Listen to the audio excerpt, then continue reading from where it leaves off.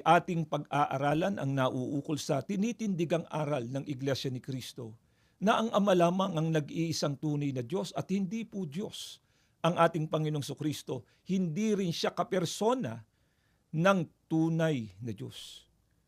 Ano po ang katunayan nito? Ano nga po ba ang pagpapakilala mismo ng ating Panginoong Diyos ukol sa kanyang sarili? Pakinggan ninyo at ganito ang mababasa nating nakasulat dito po sa Genesis 17, ang talata po ay 1, pakinggan po ninyo ito.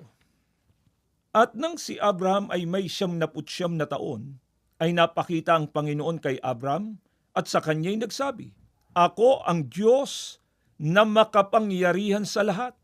Lumakad ka sa harapan ko at magpakasakdal ka." Napansin niyo po sana, dito sa talatang binasa namin sa inyo, ay ang Diyos mismo ang nagpakilala sa kanyang sarili.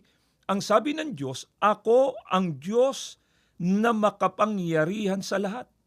Ito po ang pagpapakilala ng ating Panginoong Diyos kay Abraham at maging sa kanyang mga naunang mga lingkod. Kaya kung inyong napansin, yung salitang "Ako ang Diyos na makapangyarihan sa lahat," ilan po ang tinutukoy na Diyos doon? Hindi po ba iisa lamang?